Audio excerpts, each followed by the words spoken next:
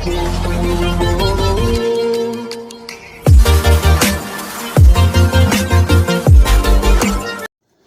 Friends, very good morning. Welcome back to my YouTube channel. ಇವತ್ತಿನ ವ್ಲಾಗ್ನ start ಮಾಡ್ತಾಯಿದ್ದೀನಿ. Video ಹಾಕಿ ನಾನು 5 ಡೇಸ್ ಆಯಿತು. ಬಿಕಾಸ್ ನನ್ನ ಹಸ್ಬೆಂಡ್ಗೆ ಹುಷಾರಿಲ್ಲ. ಯಾಕೆ ಏನು ಎತ್ತ ಅನ್ನೋದನ್ನ ಡೀಟೇಲಾಗಿ ಹೇಳ್ತೀನಿ. ನಾನು ನನ್ನ ಮಗ ಬ್ಲಡ್ ಬ್ಯಾಂಕಿಗೆ ಹೋಗಬೇಕಿತ್ತು. ಸೊ ಹೋಗ್ತಾಯಿದ್ದೀನಿ. ನನ್ನ ಮಗನಿಗೂ ಕೂಡ ಹುಷಾರಿಲ್ಲ. 5 ಡೇಸ್ ಆಗಿದೆ. ಅವನಿಗೂ ಕೂಡ ಜ್ವರ ಬಂದು ಇವಾಗ ಹುಷಾರಾಗಿದ್ದಾನೆ. ಅವನಿಗೂ ಕೂಡ ಜ್ವರ, ಯಾರೂ ಇಲ್ಲ ನೋಡ್ಕೊಳ್ಳಿಕ್ಕೆ. ಸೊ ಹೋಗುವಂಥ ಪರಿಸ್ಥಿತಿ ಬಂತು. ಬ್ಲಡ್ ಬ್ಯಾಂಕಿಗೆ ಬಂದಿರೋವಂಥದ್ದು. ಇಲ್ಲಿ ಕೊಟ್ಟು ಒಂದು 1/2 ಅವರ್ ವೆಯ್ಟ್ ಮಾಡಿ ಮೇಡಮ್, ಕೊಡ್ತೀವಿ ಅಂತ ಹೇಳಿದರು. ಸೊ ವೆಯ್ಟ್ ಮಾಡ್ತಾಯಿದ್ದೀನಿ. ನನ್ನ ಫೇಸ್ ನೋಡ್ತಾ ಇರ್ಬೋದು, ಸಿಕ್ಕಾಪಟ್ಟೆ ಏನು ಹೇಳ್ತಾರೆ, ಯಾವುದಕ್ಕೆ ಇಂಟ್ರೆಸ್ಟ್ ಇಲ್ಲ ಫ್ರೆಂಡ್ಸ್. ಹಾಗಾಗಿದೆ. 1.5 ತಿಂಗಳಾಯಿತು ಈ ರೀತಿಯಾಗಿ. ಹಾಗೆ ಹಾಸ್ಪಿಟಲಿಂದ ಹೋಗ್ತಾಯಿದ್ದೆ. ಆಂಧವೇ ಗಣೇಶನ ಕೂರಿಸಿದ್ರು.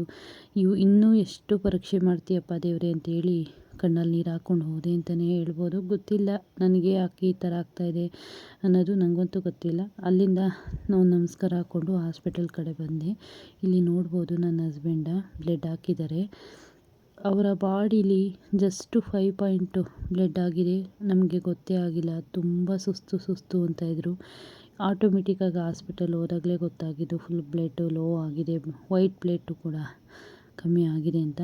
ವೈಟ್ ಪ್ಲೇಟ್ಸು ಕೂಡ ಕಮ್ಮಿ ಆಗಿದ್ದರಿಂದ ತುಂಬಾ ಸೀರಿಯಸ್ ಕೇಸ್ ಅನ್ನೋ ಥರನೇ ಆಯಿತು ಅವ್ರದ್ದು. ಫೈನಲಾಗಿ ನೋಡಿ, ಅದಾದ ಒಂದು 3ನೇ ದಿವಸದ ವ್ಲಾಗ್ ಇದು. ಟೋಟಲಾಗಿ 6 ಡೇಸು ಹಾಸ್ಪಿಟಲಲ್ಲಿ ಇರೋ ಥರ ಆಯಿತು. 5 ಡೇಸ್ ಕಂಪ್ಲೀಟಾಗಿದ್ವಿ ಅಂತಲೇ ಹೇಳ್ಬೋದು. ಬರೀ ಇವ್ರನ್ನ ಯಾವಾಗ ಹುಷಾರಾಗ್ತಾರೆ ಅಂತ ನೋಡೋದೇ ಆಯಿತು ನಂದು ಪರಿಸ್ಥಿತಿ ಅಂತಲೇ ಹೇಳ್ಬೋದು. ಯಾಕೆ ಏನು ಎತ್ತ ಅನ್ನೋದು ನನಗೂ ಕೂಡ ಗೊತ್ತಾಗಲಿಲ್ಲ.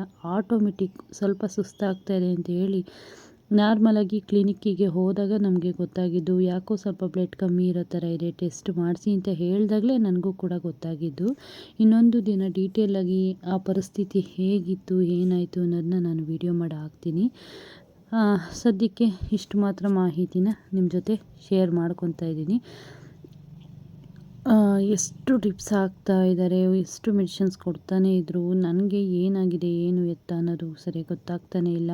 ಬ್ಲಡ್ ಕಮ್ಮಿ ಆಗಿದೆ ಅನ್ನೋದೊಂದು ಗೊತ್ತು, ಯಾಕೆ ಇಷ್ಟೊಂದು ಮೆಡಿಷನ್ಸ್ ಹಾಕ್ತಾ ಇದ್ದಾರೆ ಏನು ಅನ್ನೋದೇ ಗೊತ್ತಾಗ್ತಾ ಇಲ್ಲ.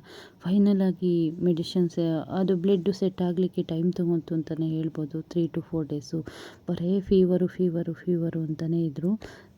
ಫೀವರ್ಗೆ ಒಂದಷ್ಟು ಮೆಡಿಷನ್ಸು, ಗ್ಲೂಕೋಸು ಎಷ್ಟು ಹೋಗಿದೆಯೋ ಗೊತ್ತಿಲ್ಲ ಫ್ರೆಂಡ್ಸು. ಆ ಥರ ಆಯಿತು. ಫೈನಲಾಗಿ ನನ್ನ ಹಸ್ಬೆಂಡ್ನ ಮನೆಗೆ ಕರ್ಕೊಂಡು ಬಂದೆ. 5 ಡೇಸ್ ಹಾಸ್ಪಿಟಲಲ್ಲೇ ಇದ್ದಿದ್ದಂಥದ್ದು.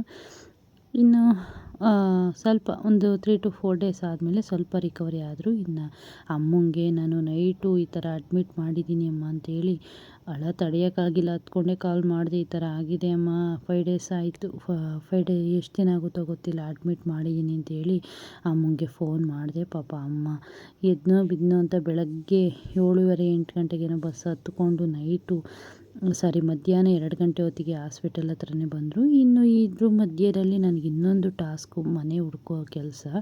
ಮನೆ ಅರ್ಜೆಂಟು ಶಿಫ್ಟ್ ಮಾಡಲೇಬೇಕಾಯಿತು. ಅದು ಇವಾಗ ಪಿತೃಪಕ್ಷ ಇರೋದ್ರಿಂದ ನಾನು ಈ ವೀಕ್ ಒಳಗಡೆ ಮನೆ ಶಿಫ್ಟ್ ಮಾಡಿಕೊಡೋ ಪರಿಸ್ಥಿತಿ ಬಂತು. ಓಕೆ ಅಂತೇಳಿ ಮನೇನ ಹುಡ್ಕೋಣ ಅಂತ ಹೇಳಿ ಹೋಗಿದ್ದೀನಿ. ಇಲ್ಲೂ ಅಷ್ಟೇ ನನ್ನ ಗ್ರಾಚಾರ ಸರಿ ಇಲ್ಲ. ಒಂದು 50-60 ಮನೆ ನೋಡಿದ್ದೀವಿ, ಯಾವುದೂ ಸೆಟ್ ಆಗ್ತಾಯಿಲ್ಲ. ನನಗೆ ಸೆಟ್ ಆದವು ಹೆವಿ ರೆಂಟ್ ಹೇಳ್ತಾಯಿದ್ರು, ಬೇರೆ ಸ್ಪೆಷಾಲಿಟಿ ಇರ್ತಾ ಇರಲಿಲ್ಲ. ಈ ರೀತಿ ಆಯಿತು. ಫೈನಲಾಗಿ ಮನೆ ಕೂಡ ಆಯಿತು, ಶಿಫ್ಟ್ ಆಗ್ತಾಯಿದ್ದೀನಿ. ಮುಂದೆ ಅದ್ರದ್ದು ಡೀಟೇಲ್ ಬರುತ್ತೆ. ಫೈನಲಾಗಿ ಇವತ್ತು ಹಾಸ್ಪಿಟಲಿಂದ ಡಿಸ್ಚಾರ್ಜ್ ಆಗಿ ಮನೆಗೆ ಬಂದ್ವಿ. ರಿಸೆಪ್ಷನಲ್ಲಿ ಬಿಲ್ ಕೌಂಟ್ ಮಾಡ್ತಾಯಿದ್ದಾರೆ. ಸೊ ಬಿಲ್ ಎಷ್ಟು ಏನು ಎತ್ತ ಅಂತ ಹೇಳಿ ಮಾಡ್ತಾಯಿದ್ರು. ಸೊ ಓಕೆ ಅಂತೇಳಿ ಎಲ್ಲ ಕ್ಲಿಯರ್ ಮಾಡ್ಕೊಂಡು ಮನೆ ಕಡೆ ಬಂದ ತಕ್ಷಣ ನನ್ನ ಹಸ್ಬೆಂಡಿಗೆ ಗಾಡಿ ನೋಡ್ತಾ ಇದ್ದಾರೆ. ನನ್ನ ಗಾಡಿ ಕವರ್ ಹಾಕ್ಸಿಲ್ಲ ನೀನು ಅಂತ. ಅಮ್ಮ ಸ್ವಲ್ಪ ಹಾಗೆ ದೃಷ್ಟಿ ರಚನೆ ಇರುವಂತೀವಿ, ಅದನ್ನು ತೆಗೆದು ಮಗನ ಕರ್ಕೊತಾ ಇದ್ದಾರೆ. ಸದ್ಯಕ್ಕೆ ಇಷ್ಟು ಡೀಟೇಲ್ಸು ಫ್ರೆಂಡ್ಸ್ ನಿಮ್ಮ ಜೊತೆ. ಮುಂದೆ ಏನು ಎತ್ತ ಏನಾಗಿತ್ತು ಅನ್ನೋದನ್ನ ಡೀಟೇಲಾಗಿ ನಿಮ್ಮ ಹತ್ರ ಶೇರ್ ಮಾಡ್ಕೋತೀನಿ. ನನಗಂತೂ ಗೊತ್ತಿಲ್ಲ ಯಾವಾಗ ಇವರು ಮತ್ತೇನು ಮೊದಲಿನ ಥರ ಆಗ್ತಾರೆ ಅಂತ. ಆಲ್ಮೋಸ್ಟ್ ಇದ್ದಾರೆ, ಬಟ್ ಇನ್ನೂ ಸ್ವಲ್ಪ ಆಗಬೇಕು. ಮುಂದಿನ ದಿನಗಳಲ್ಲಿ ಫುಲ್ ಡೀಟೇಲಾಗಿ ನಾನು ನಿಮ್ಮ ಜೊತೆ ಶೇರ್ ಮಾಡ್ಕೊಡ್ತೀನಿ. Thank you for watching. Love you all. Bye.